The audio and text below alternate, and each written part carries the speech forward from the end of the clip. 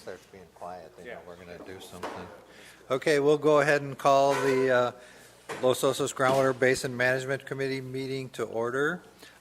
First of all, we'll have the Pledge of Allegiance.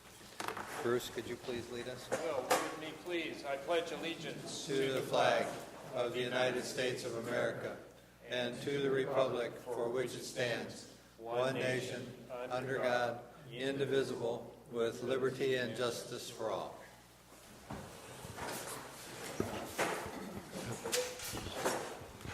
You're acting as secretary, Rob? Yeah, Okay. Can you take the roll call, please? Director Zimmer, Present. Director Garfinkel, Yes. Director Gibson, Here. Chairperson Ohilsky. Present. Okay, with that then, we'll take item number 4, board member comments.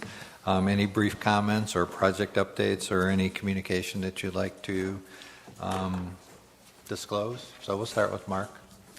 Okay, thank you. I have a couple comments on some projects that Golden State's been working on that are beneficial to the basin and some of the efforts that we're making here. So one of them is the nitrate removal system for our Rosina treatment plant. And we're in the planning process for that, probably, I would say, about 90% of the way through that. We're waiting on the finalizing the permitting and receiving final approval for that. We anticipate that if everything goes accordingly, we should be have this up in towards the end of the year, maybe at the beginning of 2017. And then we've also been talking about the new well that we're drilling at our Los Olivos 5, or Los Olivos plant. We're calling it our well number 5. And so the drilling component of that is complete, and we're waiting for some permitting items to take place, specifically with PG&E. Then we'll move into equipping the well with the pumping equipment at that point. So those projects are moving along good. Thank you. Bill? Yes, I have a question on this letter that was sent by the State Water Resource Control Board recommending that they deny our boundary modifications. What's the relationship between these two offices and the State Water Board? That's an agenda item It we're is? going to discuss. What's in my It's executive as part of report. his report, Oh, so I okay. think we can just address that then, if that's okay, Bill? Oh, yeah. Yeah. Bruce? I got nothing. Okay, and I just wanted to let everybody know we had to reschedule our meeting from last week because we weren't going to be able to make a quorum last week, so that's the reason we rescheduled to this week. So just a heads up on Appreciate that. everybody's flexibility. Yeah, so I appreciate it. I know that it's probably something we need to look at in the future about coming up with meeting dates and looking at our agendas and making sure this is the best time for all parties involved. So I just lay that out there. Okay, so with that then we'll go and look at the consent agenda, which is 5A, which is the approval for the minutes and then approval of the budget update and invoice register. If we have any questions, we'll take them now. We'll take public comment if we don't have any questions. So, any questions? Is this for A and B? Or Yeah. just Yes, A? 5A Take them and as a B, group. correct. So, yeah, I do have one comment regarding the budget. So, Golden State, we appreciate the keeping the budget current and providing the information on the budget that we have, but we thought it would be beneficial to have a warrant register with included so that we could go through those specific items that are before us and approve those costs as they occur and look at those closely. So we would appreciate, considering that. And then just a general comment about the MKN invoices and separating those from the ISJ. There was some work that was contracted through the ISJ, and now we need to ensure that we the costs moving forward are associated with the Basin Management Committee. Yeah, So I thank you. think that would be helpful. Just a brief staff response there. Have no problem bringing forward a warrant register for approval. We'll slow payment down a little bit, but not significantly, as long as we're meeting monthly. So I think that's easy enough for staff to do. And for the MKN invoices, that's only for work that was approved last year under the ISJ. If they have any additional work, that will come back to this group for approval, because there's not a specific line item budget for that at this point. Okay. But that's all old work under their old arrangement. Okay, thank you. Okay. All right, so we'll take public comment. This is public comment only on the consent agenda items, which is 5A and 5B. Lynette Tornatsky, Los Osos. On my comment on the minutes on 7B, page 3, I think I was referring to educating contractors and plumbers on hot water recirculating devices, which I mean like on-demand tanks or the recirculating devices rather than septic tanks. Thanks. Good. Thank you for that clarification. Keith Weimer. Just a couple of points. One is that I noticed on the website that the minutes haven't been posted for the last couple of meetings, so I just want to remind everybody, even though these are more complete minutes, they're still just notes, and they're not going to be exactly accurate, and sometimes they don't reflect sort of the tone of the overall message.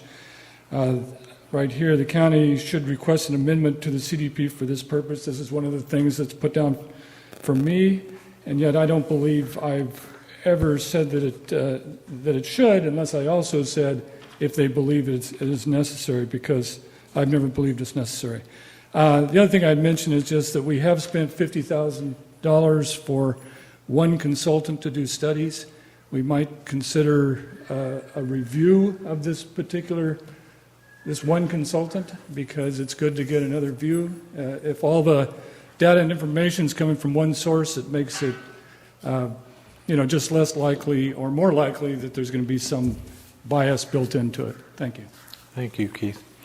Any other comments on 5A and B? Okay, seeing none, we'll bring it back to the committee. Move approval of consent. With Lynette's clarification and Keith's clarification. Sure. I think this is the classic example of why we should just do action minutes. Right. I don't think we need to spend time editing the minutes, but sure. Okay. You okay with that? All right. We'll take a roll call so you can have something to do around. Oh, that's great. Director Gibson. Yes. Director Garfinkel. Yes. Director Zimmer. Yes. Chairperson Ohilski. Yes. Okay, with that then we'll move to item 6, which is the Executive Director's Report. And you have a few items on there. That I do. And we will get to your question. Bill, we'll get to your question. Right. Yeah, let me see if county staff was able to attend today. Okay, I might call on you for the. I was planning one on item. calling you to answer that question. So I'll punt to the end of my executive director's report, then ask you to explain the DWR situation. So first, providing a brief update on the zone of benefit analysis. David Tausig and Associates was retained by the Flood Control District and is proceeding, and we do expect their work product to be forthcoming, perhaps for your June meeting, but certainly for your July meeting, their first work product. They seem to have a good grasp on what we're trying to accomplish.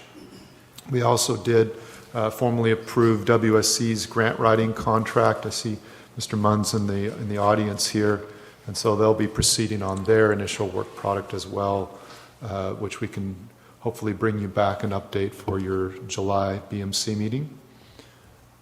On the water conservation program, I was able to correspond a little bit with the printer's office earlier, and they did confirm that those postcards have been mailed. They didn't hit my mailbox today, and I think others have not received it today, so you should see it tomorrow. But that's definitely in the mailbox. And there's a copy attached to your agenda and posted online if folks are interested in what that postcard says. And we'll be continuing to work with the county to talk about financial structure and advancing the process of our conservation plan from the last meeting. We're not prepared to do that in detail today. And would ask the county staff, if they could, maybe come forward and give us a little update on basin boundary modification request, and then I'll continue with the rest. Hi. If you could respond specifically to Bill's question, I would appreciate it. My name is Kathy Martin with the county, and basically, the State Water Board submitted a letter during the comment period in DWR, public commenting period, responding that they reiterate some tech memo discretions about the boundary modification, and the county is responding to the letter. It should be out this week, and responding that we're reiterating that the proposal will create sustainable groundwater management, and we're reiterating tech memo items to DWR. So basically, the state board letter is an opinion to DWR, who will be doing the boundary process. Okay. So do we feel that, there's error in their contention that 40 feet of alluvium is not enough? It will be up to DWR responding to the state. The alluvium process still, I think, may need to be studied. We'll see what's determined by DWR. And they should have something respond to us probably in June, recommendations, and then we plan to get together and see what they're saying about the boundary modification. Good, thank you. Great. Thank you. I appreciate you clarifying that for us. It did, as soon as I saw that email go out, it caused some concerns on my part too, so. If I might comment, I talked to some senior public works staff who've met with the State Water Board and expressed directly to them last week our concerns with that comment letter. So it's in process and will certainly be negotiated. So. Great. Okay, great. That's good. All right. And Mr. Thanks, Chair, Rob. just a few other comments in my executive director's report, if I could. So we are following up on the creek discharge proposal. We've met and now talked to, as a follow-up, the property owner with the affected domestic well. We don't see any fatal flaws at this point. We've provided all our information to the state Division of Drinking Water and are asking for feedback on our conclusions before we bring that forward for next steps. And so we're hoping that will come back to your June meeting. And then as far as the initial data release from the April 2016 seawater intrusion monitoring, I'm going to talk a little bit about that in my PowerPoint presentation. It's just a snapshot. It's a draft. We're still waiting for some data, but we wanted to get it out as soon as we could. Thank you, and that completes my report. Appreciate that. Okay, so do we have any public comments on the executive director's report?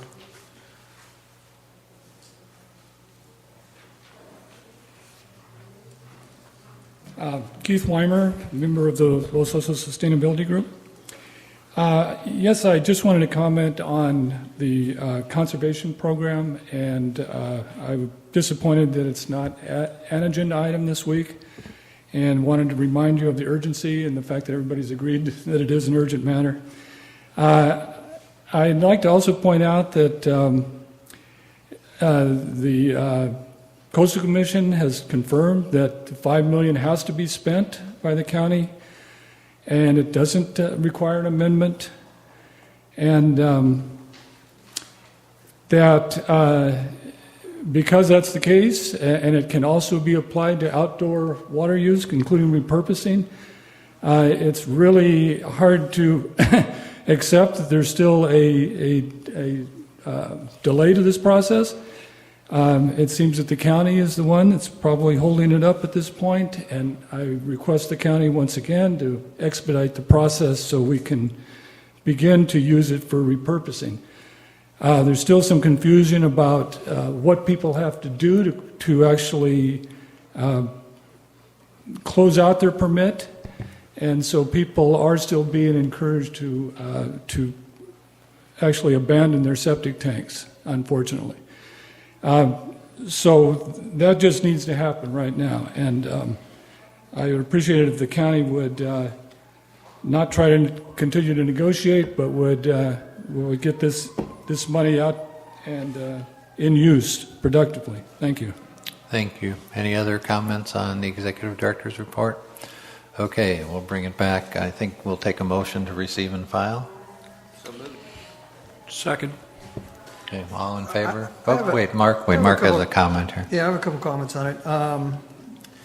So regarding the water conservation, well, let's just start at the top. The postcards, it would be interesting to see once they are out, receive some feedback on how productive they were, if it did reach, and if there was some benefit to it. We really need to look at how we're reaching out to the people, and we keep talking about how time is of the essence, and we need to make sure that we're implementing the programs as effectively as possible. So just getting some type of feedback, I don't know how to do that, but it'd be nice to know that that would be an effective way moving forward to communicate.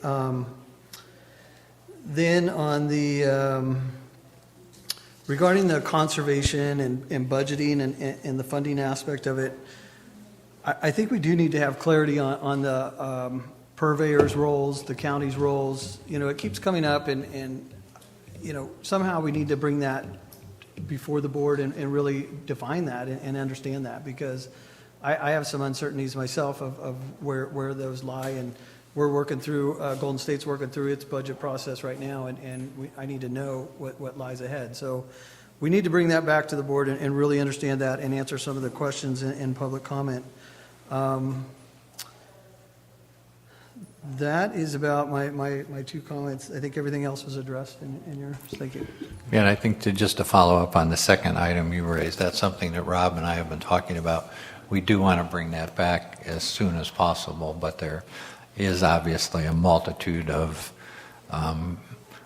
prongs attached, for lack of a better term. So I think what we're probably going to end up doing is, rather than bring it back in the broad brush approach with all those items that we talked about last meeting, separate it out and bring in first the ones that are relatively easy to do, and then the ones that may take more time or more research or grant applications or whatever, bring those separately. So probably what we're looking at is coming back with a reduced list, hopefully either in June or July. That's the goal. Okay. Agreed. Certainly shooting for June. I'd like to advance That's this right away. what we. Yeah, well, I was buying you some time. Yeah, I know you are kind. I know we talked about June, Keep my but I feet just to the wanted to fire. give you outside there. Yeah. And if I mind, Mr. Chairman, as to first item, appreciate staff's effort to get that postcard out. With the wastewater project, we found that direct mail was a very effective way. Our public works team does track how many permits apply to have septic repurposing of one sort or another, at least clean and close. The other thing is, in terms of a controlled experiment, it's going to be hard to tell, because we are now very close to starting phase 2 of hookups. We're going to be having town hall meetings, and we always, we have since the beginning pitched septic repurposing in that. So I think it's going to become a growing trend. I think you may know the statistic that about 22% of permits for lateral connections have included septic repurposing, which, based on staff's initial expectation of it, is great, doing really well on it. So that's headed in the right direction for sure. Okay, good. Thank you. Yeah, now let me just piggyback on that, because I'm getting ready to connect in phase 2, and in the contractors that I've talked to or my neighbors have talked to, I can definitely see that they have a better understanding of repurposing now than they did a month or two ago. So I think that at least the contractors are being brought up to speed to the value of repurposing, which I think is really, really important. So it's not just education of the public, but as we talked about last time, it's education of the contractors too. So. Very good. Okay, so with that, then we'll take a motion. There's a motion and a second on the floor. So. Okay, all in favor? Aye. Anyone opposed? Okay. With that, then we'll go to Rob to, item 7A, which is the draft 2015 annual report. Thank you. We brought a PowerPoint presentation to walk through some of the key figures and conclusions in the report. Just a few introductory comments. This report did get prepared on an abbreviated schedule because we were striving to meet our court-mandated date by the end of June. So we asked for this draft so we could bring it forward today, at least all the technical information, and then bring the complete draft for approval at your June meeting with the intent of getting it to the court by the end of June. That being said, it is a draft, and it looks like it's a very complete set of technical report and tables and charts, but we did see a few items that we're going to be addressing with the consultant. Specifically, some of the nitrate tables, there was a few data errors in translating those between the raw data and the nitrate metric, so we've got some corrections that we're providing to Cleith Harris on that. And there'll be some other comments that come through as the various staffs dive into the detail in the report. So do consider it a draft.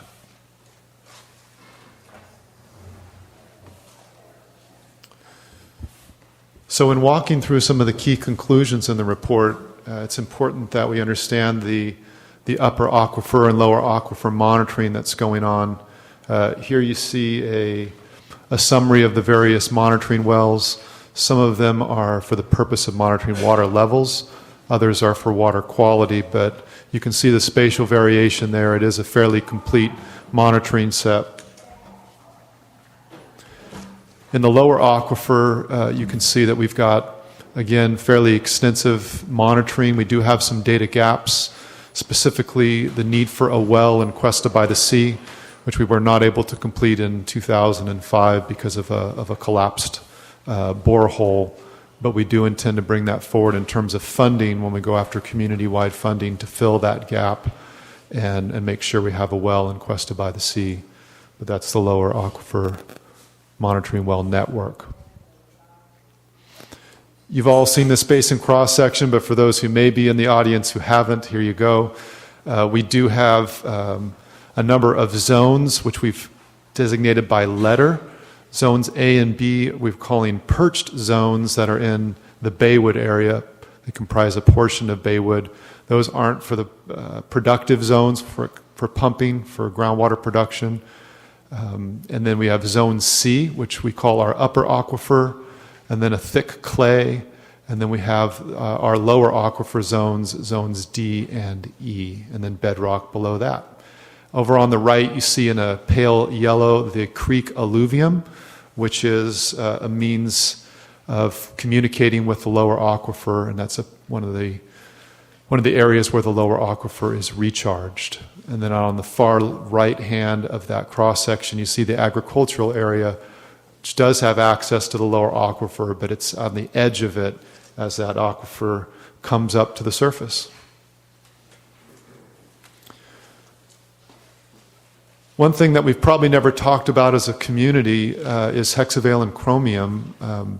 There was a recent change in the maximum contaminant level that a purveyor can have in their water supply wells to be able to deliver water to customers with hexavalent chromium. The new level is 10 parts per billion. And when that new law came down, a number of many purveyors in California began to have challenges because existing wells met the old requirement but not the new requirement. The district is one of those impacted parties. Our 3rd Street well, which is, I believe, our oldest well that's still operating, does have a level slightly above the maximum. We're at around 11, and the maximum is 10. But we thought it'd be important just so the community understands the spread of hexavalent chromium. It occurs in both the upper and lower aquifers, and it does crop up at various areas and is not tied to any one single area. So I know Golden State's watching those levels as well as the district, but it is one of those things that here in an annual report format we've never had combined information, and now we do. We can look for trends, track this year over year, and see if there's any evidence of a plume or some specific impact. It is both naturally occurring and man-made, so it's very difficult to nail down what the source of this is, especially since it occurs in both aquifer zones. But it's something that we'll be watching very carefully as a committee. One of the things that Cleith Harris did is they came up with a moving average of groundwater production. This doesn't necessarily reflect the very, very low production that we saw last year, because it is a moving average, as you can see from the date ranges at the bottom. And you can see how our production peaked there in the 80s and 90s and has dropped off significantly. I think this is a very interesting slide because it speaks to the production in our western area with the lower aquifer shown in the pale green. And you can see the sharp decrease in our production from the westerly side of the basin from the 80s and 90s. This chart never ceases to confuse people. Some of you are familiar with it. I'll make my best attempt. This is called the cumulative departure from the mean rainfall. And so what that means is that it's a measure of how annual rainfall compares to average rainfall over time. When the chart is heading in an upward direction, when there's an upward trend, that means we're in wetter years, generally. And the steeper it is, the wetter those years are. When it's in a downward decline, that means we're in dry years. The steeper the decline, the drier it is. So you can see that in the middle of the 2000s, we were enjoying a wet period there and a period of average rainfall. And then we saw a very steep decline, as everybody knows. This is a report that's applicable through 2015. We tried to resist the temptation to forecast through 2016, which is frustrating for folks, but we keep the snapshot in 2015. So obviously we did have some rainfall in this last winter. That'll be reflected in next year's report. So what this says is that we're back at zero, which when you look at a 20 or so year history, actually 40-year history, we are at about par when you look over those 40 years, but we are in an intense and sharp decline because of the drought. Aquifer contours. We call this interpretation of data. Contours are a very helpful way of depicting the average water elevation above mean sea level within our various aquifer zones.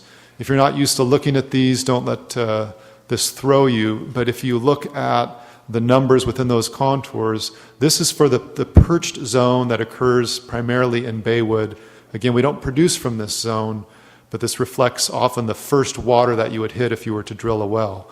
And so when you look at the elevations above sea level, you see these really high elevations of 50 plus all the way up in north of 100, and that's because this is sitting on top of a shallow clay in that area of the community. So when you look to recharge groundwater, say from repurposed leach fields, it's a bit challenging in those perched zones because water tends to sit on that clay. So that's the perched zone. Of more interest are the upper and lower aquifer contours. And it's a little difficult to tell at this distance, but you can see that at the coast we have some fairly low water elevations in our upper aquifer. So this is one of the things then in our adaptive management program. We're going to look very carefully to make sure that we have adequate height of water in our shallow wells as well as our deep to be protective of seawater intrusion. So right now you can see that the contours go from high numbers to low numbers at the coast, and that's generally what you want, which means water is continually flowing out to the coast, keeping seawater at bay in our shallow aquifer. But this, of course, is something to watch. The district is not currently producing from its 3rd Street well because of hexchromium, but we are watching water levels in that well if we ever do begin to produce from it again, because we are seeing drought-related effects. This is for spring of 2015. Now, when you look at fall, I'll just flip back and forth briefly. There's fall, there's spring, and there's fall again. Conclusion, it's very similar between spring and fall. At the coast, you see a 5-foot contour. That means when we measure the actual water level in our upper aquifer wells at the coast, we're about 5 feet above mean sea level with those water levels in the fall, which is generally the most conservative time to look at because you've had a whole summer of production with very little rainfall. So in this particular year, spring and fall were very comparable in the upper aquifer. Switching to the lower aquifer, you can see here, and maybe I can point to it if I can do that. I got a mouse. This line here is 5 feet below sea level, and this line here is at sea level, and this is 10 foot below sea level. So what that means is that seawater, which has a higher pressure out here, is still being encouraged to come into the community because of the way these contours are set up. It allows what's called a landward gradient, to use some mumbo-jumbo. But we do have over in the east side of the community where we're looking to produce additional lower aquifer water. You can see that water levels are still relatively high over here in the ag areas. But we are looking at the groundwater depressions that have been created by our pumping over the years. And of course, we're looking to fill those in and have those be protective of seawater intrusion. I'm just going to flip back and forth between spring and fall briefly so you can see the difference as you go 6 months. You can see water levels drop in general about 5 feet between spring, there's spring, and fall. Spring and fall. So as expected, fall is somewhat worse than spring. We used to do this maybe once every 5 years, maybe even less often. Now we have a tool to do it every year, and so we'll be able to trend these contours, see how they're going to be impacted by our measures, hopefully in a very positive manner, and hopefully we'll see some of these pumping depressions fill back in. Water level hydrographs are a way of looking at historical levels over time, and these levels are plotted from the 80s over on the left-hand side all the way to current. And this is our upper aquifer. So some of the conclusions that you can come to by looking at this, we're clearly seeing in some wells an overall decline in the upper aquifer, which is based on producing more water from it. We'll be watching that carefully as we look to see a balance there. As you produce more water from an aquifer, it induces more recharge, and so we should see those stabilize. If not, that will be one of our adaptive management measures. And some of those wells in the purple and the pale yellow have been relatively constant over the years, generally reflecting the western side of the upper aquifer and the central. This is a very important graph, and one that will do well to present each time. And it shows the hydrograph of the lower aquifer.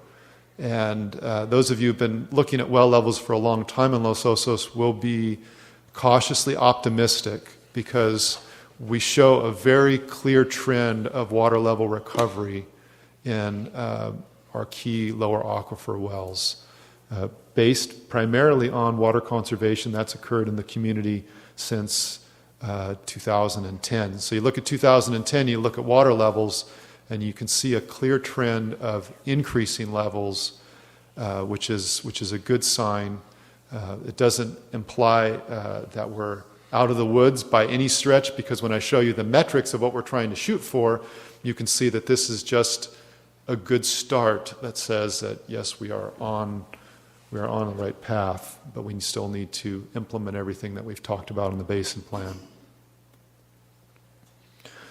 This is a snapshot that shows where the seawater front was in 2015, and there with my cursor you can see the dashed red line is where we're saying is the current 250 milligram per liter chloride level. Has not yet hit our Palisades well. But at least when we looked at it as a snapshot in 2015, we still felt like seawater was moving inland at approximately 200 feet per year, and is still a primary concern. One of the new factors that we have in the annual report is a calculation of groundwater in storage and how that's compared between 2005 and 10 years later in spring 2015. And this is something we'll provide in each annual report. And so what this means is that there has been a decline in storage based on seawater intrusion occurring and based on water levels dropping. and you can see the quantities there in this table. The one reason I wanted to bring this up, because this is a fairly highly technical table, I wanted to encourage all the people listening to not get out your calculator, look at how much fresh water is sitting in storage, and divide. So don't do that, because it doesn't work that way. This is not a reservoir that you can just pump from and it'll go to zero. As you pump too much, yes, you'll lose storage, but you'll also be inducing more seawater intrusion. So this was an encouragement not to divide. We do report on the basin metrics, which we will every year, and wanted to give some overview of that. The basin yield metric, which I'll try to make simple here, is simply a comparison of what we're producing to what we can produce, times 100. So it's like a percentage. If we're sitting at 100%, which we're calling 100 with this metric, it means we are just producing every drop that we can produce, and we're not really in a safe zone. We're right on the edge of safety. Our goal as a committee and our goal in the basin plan is 80. That means we want to produce 80% of what we theoretically could based on what the model says we can produce. And so that's our stated goal, and that's where we're moving. In 2014, because of a drop in production and water conservation, the basin yield metric dropped below 100 for the first time since 1978. So that harmonizes with the fact that water levels are recovering. And so that's not a completely safe place to be. We don't want to be at 100. We want to be below that to 80. And then last year, again, because of a drop in production, we dropped below 90 and hit 89.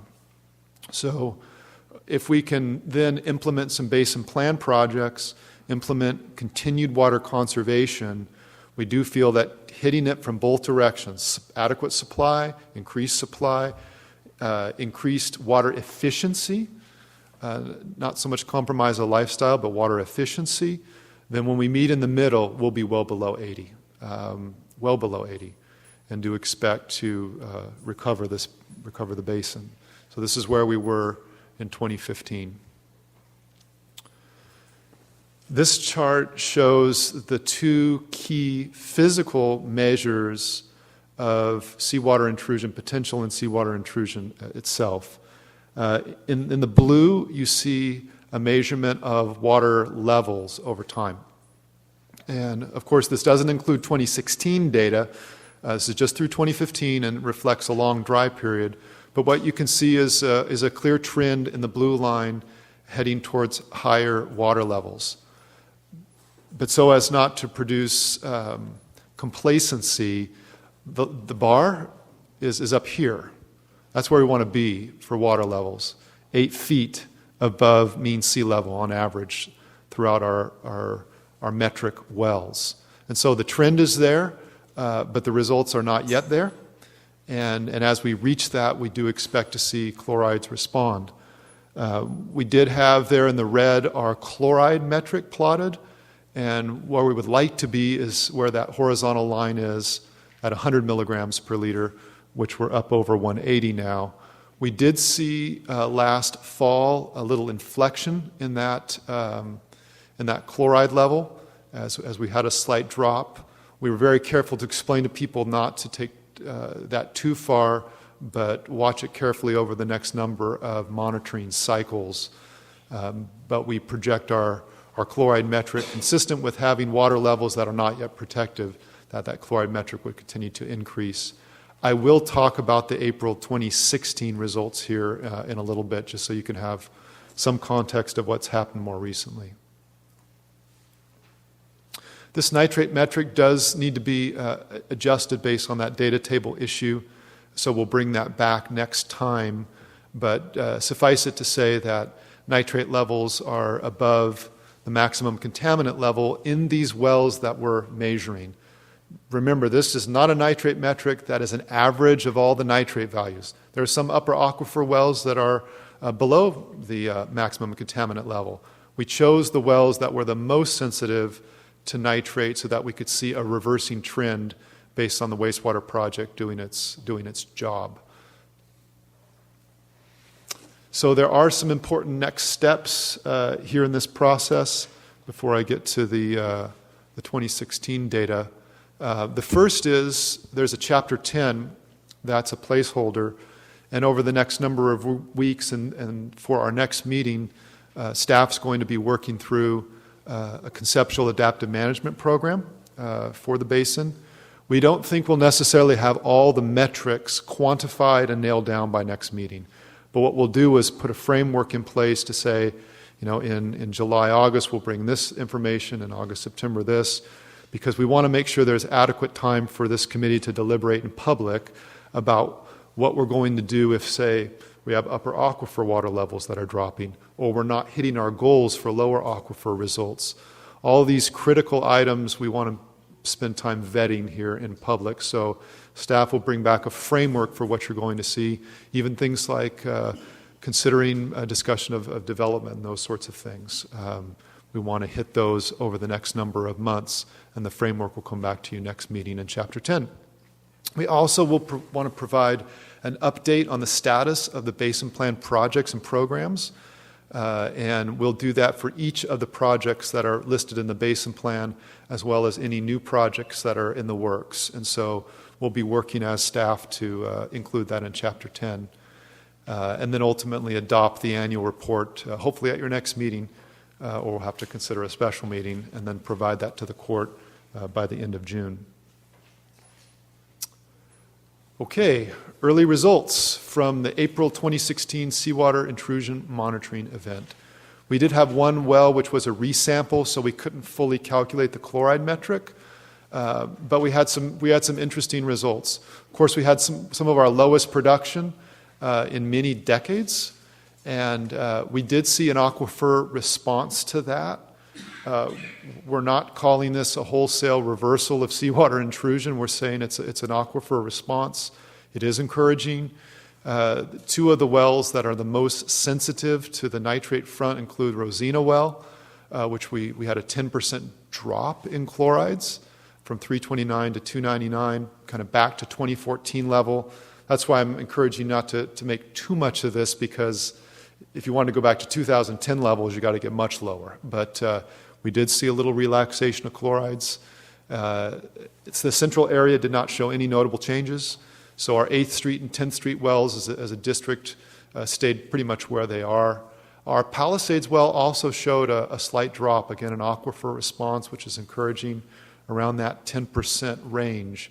So we were worried that we would see an increase in Palisades, denoting the front continuing to hit us there. So cautiously optimistic there. Of course, we have to get through a summer where production tends to be a little higher, where there's outdoor irrigation, and then face a fall reading as well. And when we have that last data point back, we'll bring that in a future executive director's report. And I'd be happy to answer any questions from the committee or the public. Yeah, Bruce, you have some questions? Well, just We have questions and then public comment, and we'll bring it back for just discussion. looking forward to your Chapter 10 on adaptive management. We're really at the point of setting up the framework, but it doesn't seem at this point that we have a kind of track record that suggests we would be changing the basin management plan, or am I missing something there? I think where we want to bolster the basin management plan is not on the projects. I think those are consistent with where we want to go. I think it's in looking at things like the upper aquifer, other threats to the basin. Maybe it's Chrome 6 or something else that we didn't have the information to do that at the time of the basin plan. Now we do. Okay, perfect. Thank you. Question before? Yes. Yes. You answered some of my questions in the beginning, but the document that you sent to us is titled Groundwater Monitoring Plan, and I notice on the slide here you just called it Annual Plan. And so I thought there's maybe two plans out there, but they're both the same, part of the same thing. Yeah. So but there's that Chapter 10 is going to be more to focus on what we are actually doing as the committee. I think that's very important because it's going to be a public document, and to get the community support, we really have to show that we are doing something and making progress. I would encourage that we maybe think of doing some kind of a summary up front, because it's a very technical report, and a lot of people aren't going to be able to get very far into it before they give up in frustration. And so if we had some kind of a summary of what we have accomplished and what we are currently working on, would be very helpful. And then I have a question to you, Rob. I think there's a confusion in well UA4, Upper Aquifer Well 4. There's two wells. One is S&T's number 1 well, and then there's a test well on the corner of Del Norte and Howard. And both of them referred to it as, so I'd like that clarified, because I don't think they used our well number 1 for measurements. I was not aware of it if they had. Okay, we'll get that clarified with the Thank you. consultant. Thanks. Mark, any questions? Yeah, this is a great report, very informative, a lot of information there. I agree with the summary, just to kind of let people understand the context of it a little easier. But one of the things you mentioned about the basin management, some of the projects, I think it would be kind of important to tie those projects in and have a little more clarity of how they fit in, just because it'll show that our plan is working and how we tie this into some of the progress that we make. So it was just something that caught my attention.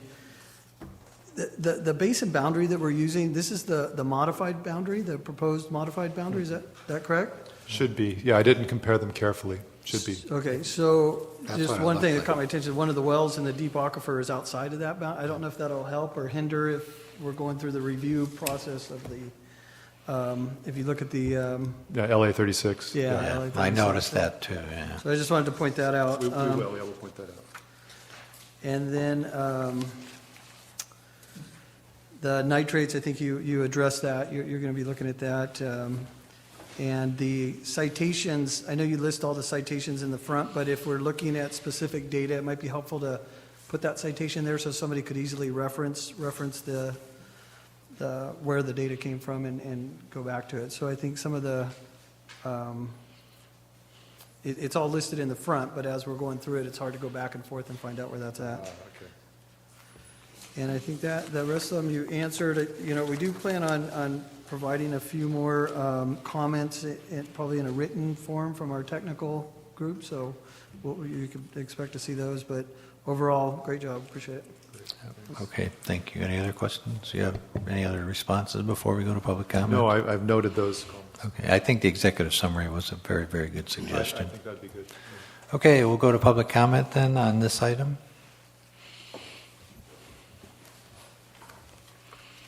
Keith Weimer, Los Osos Sustainability Group. Rob, could you go back to the, just where the wells are shown? We'd start with the upper aquifer. I just wanted to point out that these are our data points right here, and the ones with the pluses are yet to be, to come online.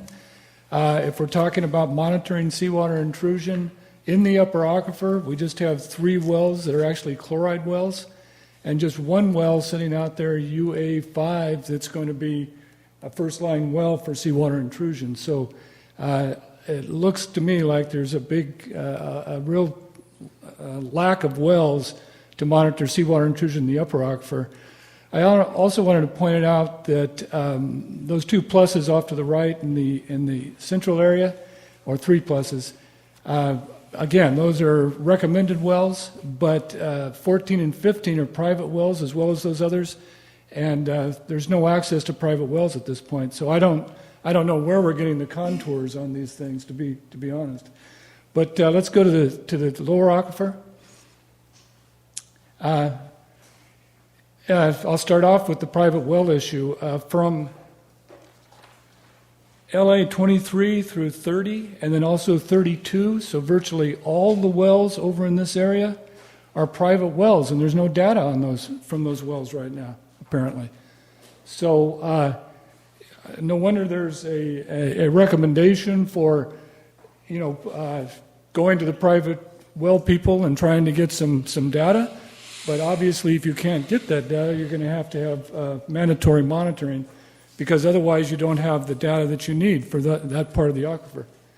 Also, look out to the ocean side, and still big gaps in seawater intrusion monitoring.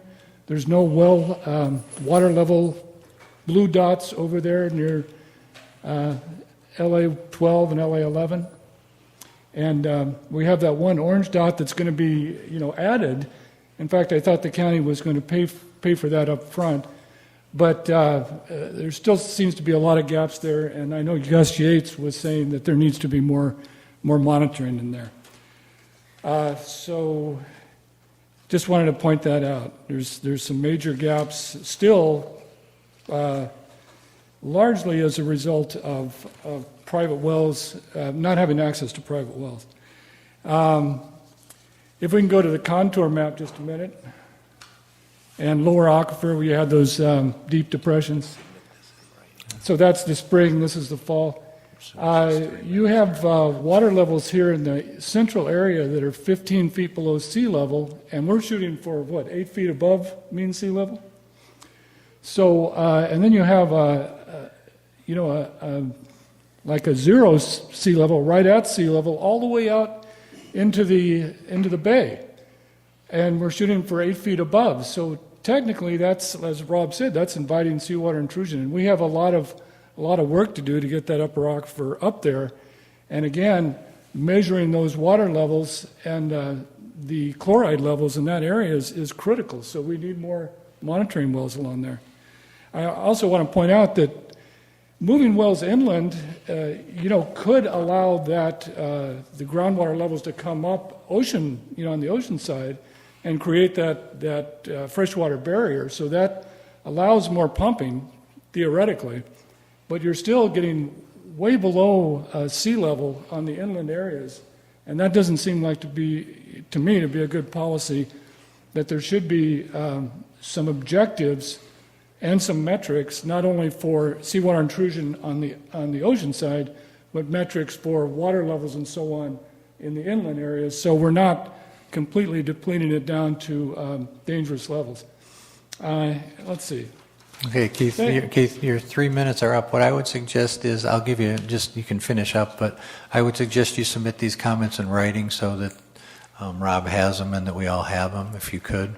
I would. Could I just hit one or two more points? Okay, thank you.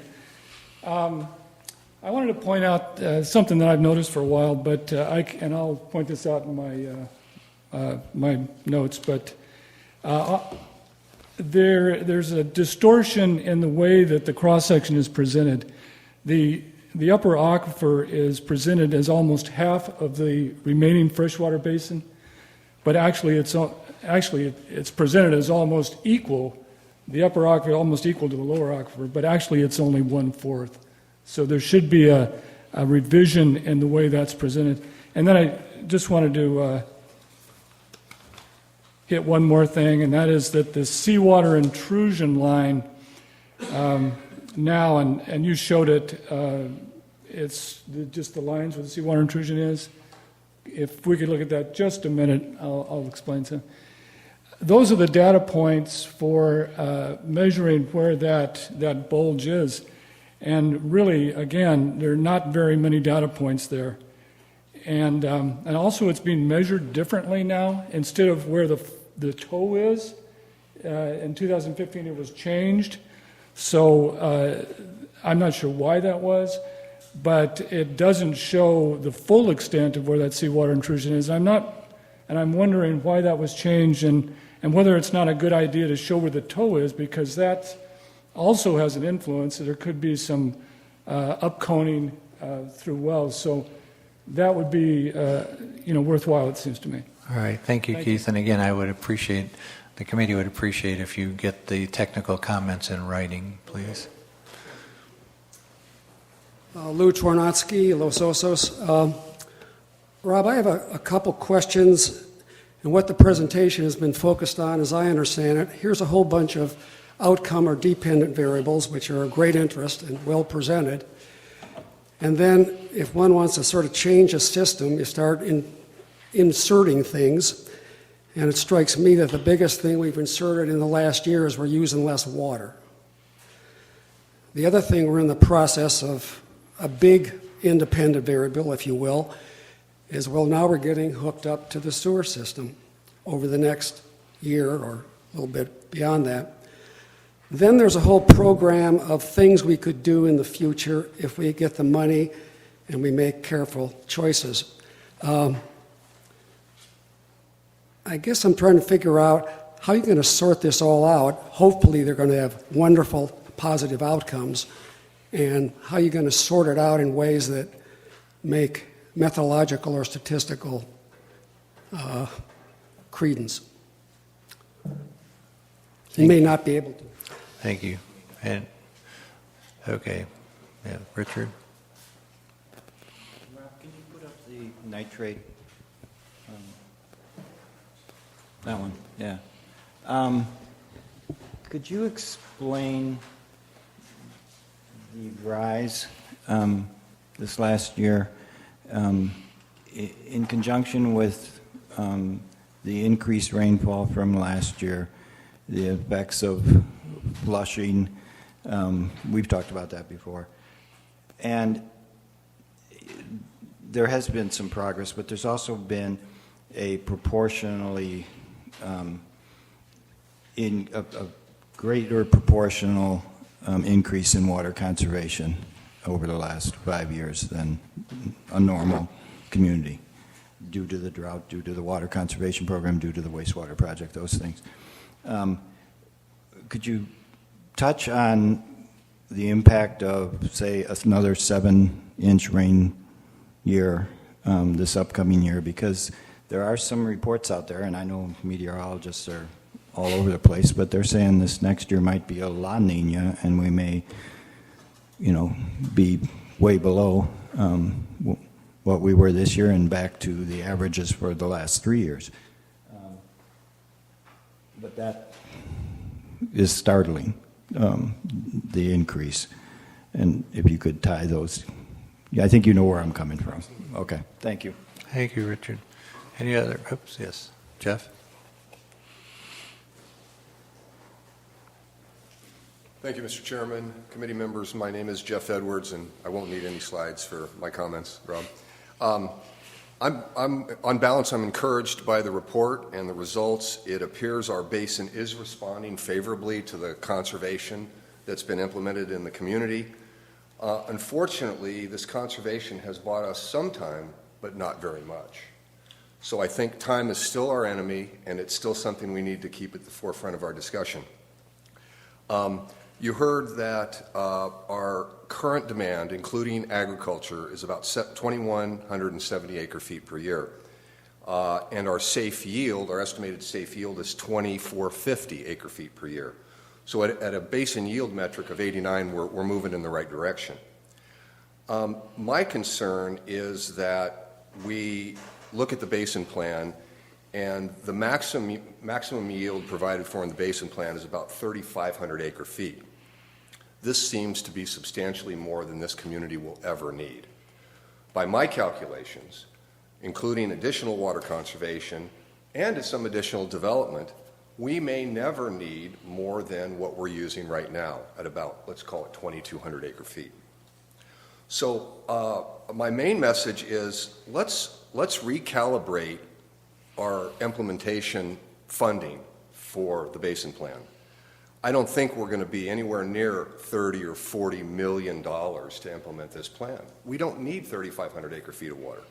My estimate is more like $15 million for all the programs that will achieve what we need to. Principally programs A and C. That's $10 million.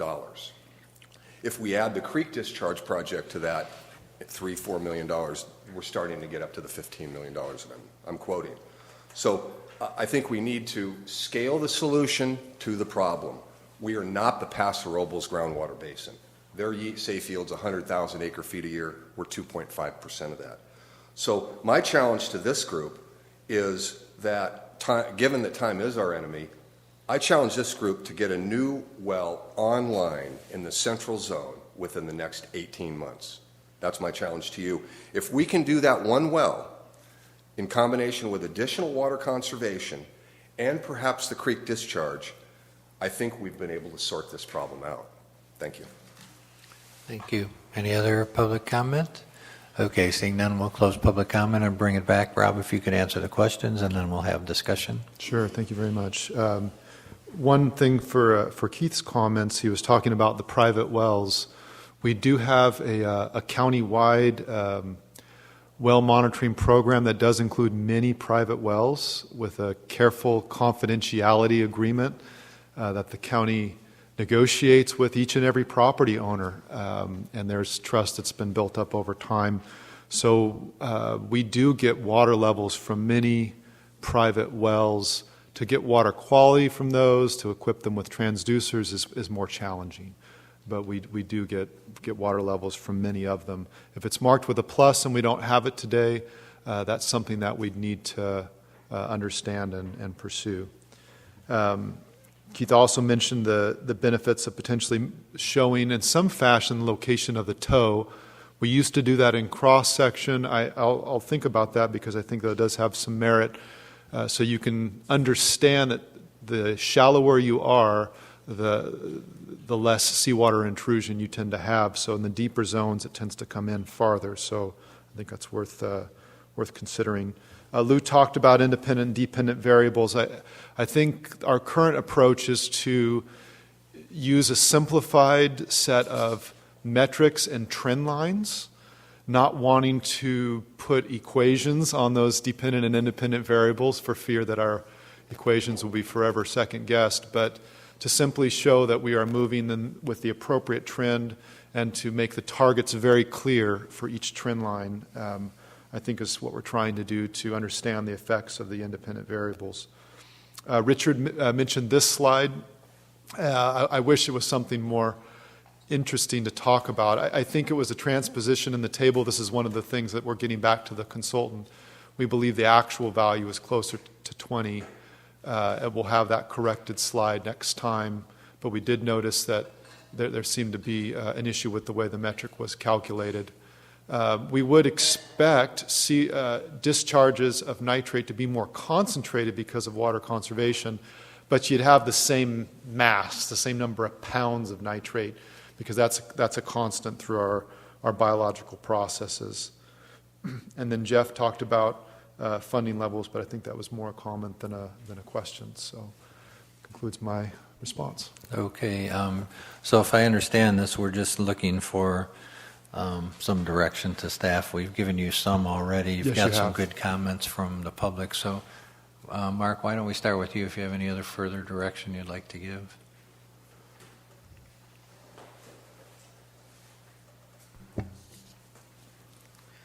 Well, I think we have, and I think coming back, looking at the comments in the report, coming back to that, I think the report will be complete at that point. So I really don't have anything to add as far as direction, just what we commented on at this point. Great. If there are written comments, if they could be to us maybe by the end of next week or Monday of the following week, that would give us time to incorporate. Okay, that'll be good. Not only from the committee members, but from the public also. Correct. Yeah. Right. So that, yeah. Bill, do you have anything? My comment would be, picking up on Mr. Edwards' comments, he did have a point there that if indeed, and I think our technical staff has to determine that, but if indeed we're shooting for a much greater capacity than we will need with build-out, then we should take that into account. Bruce? I have noted for a long while on a number of them the sparsity of data and the beautiful contours that geologists love to create from. But that's my difference of opinion as a geophysicist, and I've had many an interesting conversation over the years. I think that I didn't exactly see it in the report, but it might be well to use the existing data network, the sparsity of the data network as a prompt for the increase in the monitoring wells that we know we need. I think that in terms of our ability to do precise adaptive management, more information is going to be necessary. Agreed. Thank you. Yeah, and I agree, and I think also the fact that now we're going to start doing regular monitoring, which we weren't doing for an extended period of time, will help us with our modeling and with our projections to see how we may actually impact the basin. So I think that's going to be helpful. I think I would agree with primarily two of Mark's comments. I think having some references integrated into the document rather than having them all at the end, I think would be helpful, because that way people then, I don't want to say will have more incentive, but they'll have more accessibility to those documents, I think, by having the immediate reference there. And then I think we're all in agreement that an executive summary up front would be very, very helpful to give people an overview of what's involved in the report. So, Very good. any other comments? Okay, seeing none, then we'll finish this item. Very helpful. Thank you. Then we'll bring up the item we've been discussing every meeting. So, So staff doesn't have an extensive presentation on this particular item. that would be 7B. That would be 7B. Yes. Consider the video recording of our meeting. So, Right. We did discuss it briefly at the end of the last meeting, and yeah, and I had left by that time.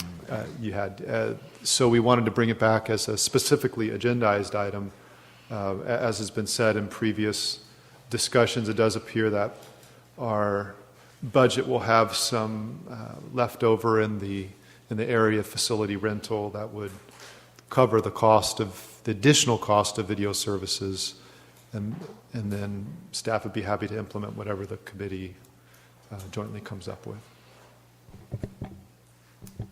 I did have one question, though. As far as the accessibility of this, getting this on Channel 20 or whatever, has anybody checked into whether we could do that or not? Because that's not under this committee's control. I don't have that information. I presume that we could. I'd be very surprised if we couldn't Well, I think find a way that's to do something that. we need to confirm with them if we do decide to go that route. So if that was the route we decided, I think we'd have to make it contingent upon the fact that that was something that was doable. I'm with you. I assume it is, but we'd actually need, confirmation that it is. Any other questions? So I just wanted a little clarity on the video, regarding whether it's on cable or online streaming. It'll be available on both of those avenues. It will be available online streaming for sure. It's just a question of whether we could play it on Channel 20 or some publicly accessible channel rather than just doing it on the internet. Right. Correct? Right. We believe we can play it on cable, but we need that positive Need to be- confirmation. Okay.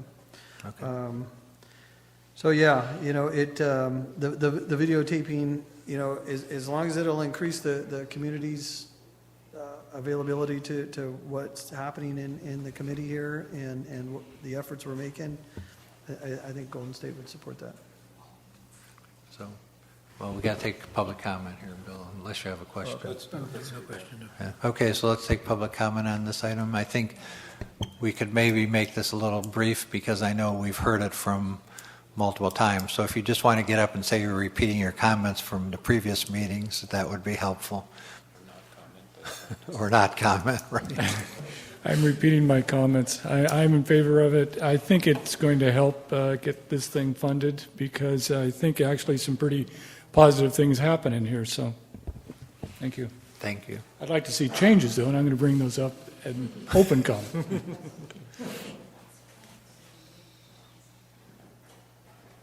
Patrick McGibney. I think also if we had it videotaped, we wouldn't have to worry so much about the minutes being so accurate. So I think that would be the minutes right there pretty well. Thank you. Any other public comment? Okay. Seeing none, we'll close public comment and we'll bring it back to the board, or pardon me, the committee. Now, Bill, it's your turn. Okay, fine. Of course, I was initially against this, but I've changed my mind.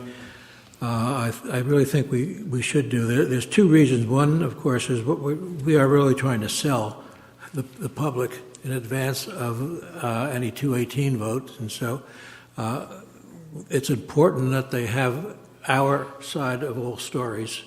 And with the technical content of what we're trying to do, it can be very easy for misinterpretation if it just goes word of mouth from place to place. And in our for the wastewater project, when we had the advisory council, we did televise it, and I had many favorable comments back from people who don't come to meetings at all, but did get to see it, and I think it gives us more of a reality to the people that we're going to try to ask money from. Thank you. Bruce? Well, I'm easy either way on this. I'm not persuaded that videotaping is going to reach a large population, and I've been attending public meetings in Los Osos for most of 10 years now, and I've found that when a video camera is on, you tend to attract folks that like to play to the camera, and that tends to make the meetings longer, tends to make them less productive. I think there's an equally good case to be made that these funds put into a good regular direct mail piece and town hall meetings at appropriate times when we've got information to contribute. We've seen that work in the wastewater project. So that, like I say, if it's the desire of the majority of my colleagues to do that, I'm happy to go along with it. Okay, thank you. Yeah, and I haven't gotten to vote on this issue because it was already decided by the time my name was called. But I've been undecided on this, quite frankly, and because in my mind, I agree with what Bruce just said. It's going to put a lot of more burden on me as the chair to make sure that the meeting runs smoothly and that we're not distracted by people that are just trying to get TV time, for lack of a better term. But I do also agree, having served on the Technical Advisory Committee, which you chaired, Bill, and I thought you did an excellent job. I think that we did get a lot of comments back from the people that weren't really engaged, but they were watching the video, and otherwise really would have had no idea what we were doing. So I thought, we did get a lot of valid comments from that. So I think that, I'm going to go along with it, just with the proviso that, again, we have to find out if we can put it on Channel 20 and how that would work. But secondly, if our meetings do start to get unruly because of this, I want to revisit the issue. So we'll take a motion. We already had public comment. I'll make the motion that we begin video recording of our meetings, and also dependent on that we can get it on one of the public television channels, and B, that we leave open the ability that if it becomes destructive or counterproductive, we again bring it up to whether we want to continue it. I second that. Okay. Question on the motion. It is a conditional that if it can't get on whatever public access channel, then we don't do it? No, I thought my feeling was we just want to check that. We would still stream it on the internet. It just, Right, yeah. Okay, so that's not really a... No, it's not a... Right, yeah. just something we want to look into, see whether it's... And I think if it gets unruly, the ability to back off of it becomes actually less likely. Maybe you want to make it for a fixed period and we'll revisit it, see how it goes? It's up to you guys. Yeah, I'm not sure what that would accomplish, but I would not be opposed to it if we... I'll go either way. I'm just Okay. pointing out the issues here. We ought, well, okay, I'll amend that, and that we do that, and we bring it back to the committee for decision whether we continue it, say by our December meeting. Let's give it the rest of the year. Second it. You're fine with that? Yep. Okay. Any other questions, comments? Okay, Rob, we'll take a roll call. Great. Director Garfinkel. Yes. Director Zimmer. Yes. Director Gibson. Yes. Chairperson Ohilski. Yes. Okay, thank you. I do know that Bruce has to leave early, so. About 3:50. Yeah, so let's go to the last item on our agenda, which is public comments on the item that were not appearing on the agenda. So.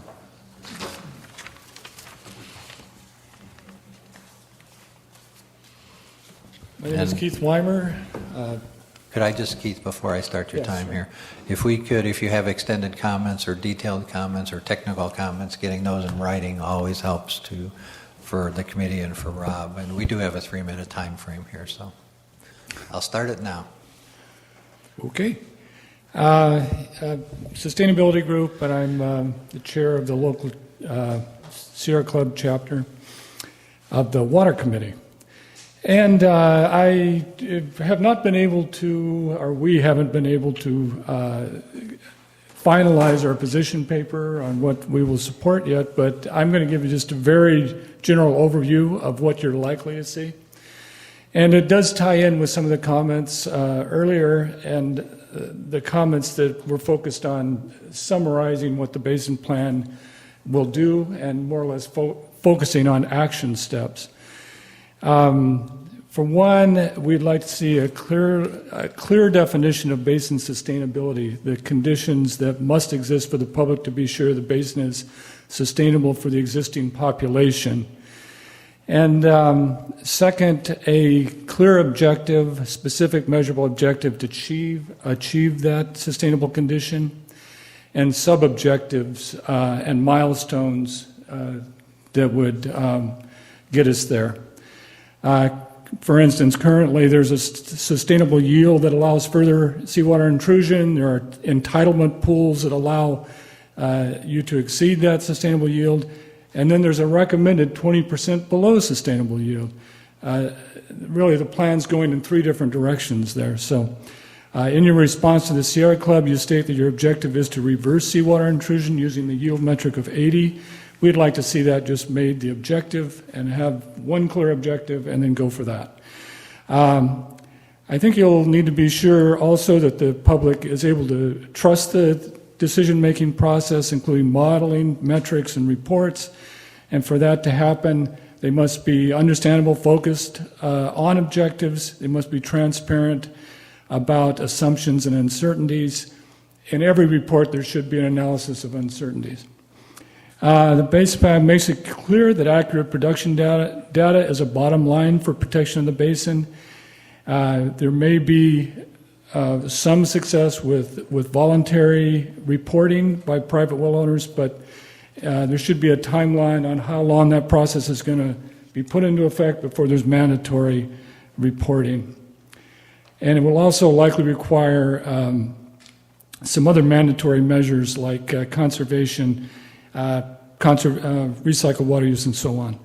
The most cost-effective seawater intrusion mitigation programs must be completely maximized, and we've already talked about what those are, but we would like to add stormwater capture and recharge. It's a very inexpensive water source compared to desalination or importing water. It may not be a large source of supplemental water, but it is a significant source and it does have multiple benefits. And finally, the assessment must be minimal, and I even picked the figure of 15 million here. It's kind of interesting. I think that if it's determined that people in the wastewater district are paying through the wastewater assessment for some benefits that are accruing to people outside of the wastewater district, that can be compensated for in a smaller assessment. It doesn't need to be, like everything gets totally refinanced. So, thank you. We will turn in something that Thank you. is more formal. Thank you, Keith. Any other? Richard?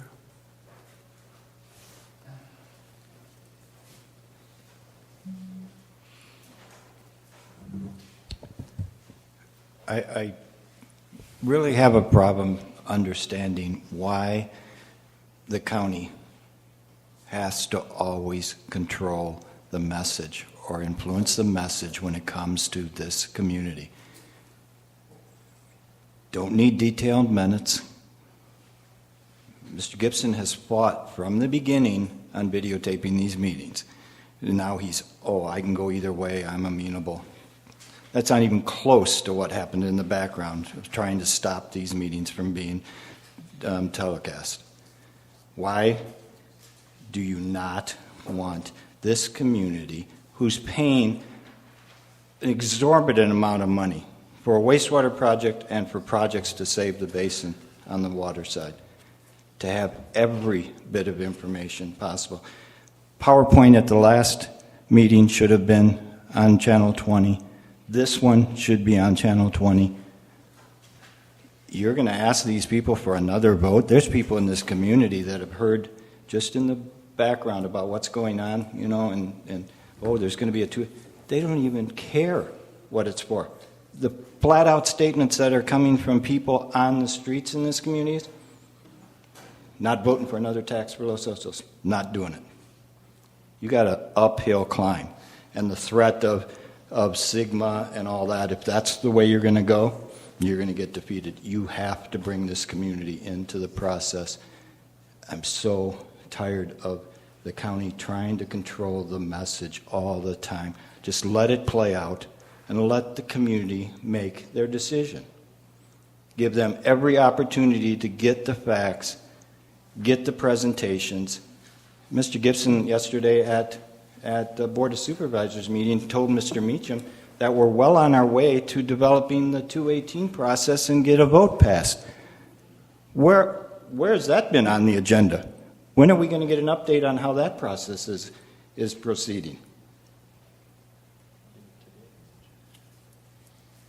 That needs to be on an upcoming agenda. When the vote's going to be out there, how much you've spent, what the parameters are going to be. This community doesn't have a whole lot of money left. If you don't do this right, you're not going to pass it because you got to get 66.66%. That's a hard hill to climb. Thank you. Any other public comment? Okay. We'll close public comment. Oh, I'm sorry. I didn't see you. Lou Tronotsky. I am a member of the CSD, but I'm speaking as a private citizen. One of the things that sort of bothers me, and I guess I would convey a warning to the group, whenever we're at the brink of a step to invest in something, there will be some piece of the basin plan, the assumption is that we're going to go back to the ratepayers to pay for that. Everything that we do from here on out, there needs to be an energetic effort to find grant funding. That's always bypassed because a lot of the people in the room aren't familiar with doing that. We have to do that. This community has been suffering a long time, and we need to make at least the best effort to try to get them off the hook a little bit for the cost of all the things that are going to happen, that are going to be worthwhile and do a lot of good things. Okay, any other public comment? All right, seeing none, we'll bring it back we'll close public comment and bring it back. I think the only item that we have left is adjournment. Do you have the date of our next meeting, Rob? I don't have it handy, all right. It's about 3 weeks from now. It's the 15th, correct? Yeah. Let me get there on the iPhone here. I think it is the 15th. Yeah, June 15th, correct. Okay, so then we'll adjourn, and our next meeting will be June 15th in this location at 1:30. Thank you.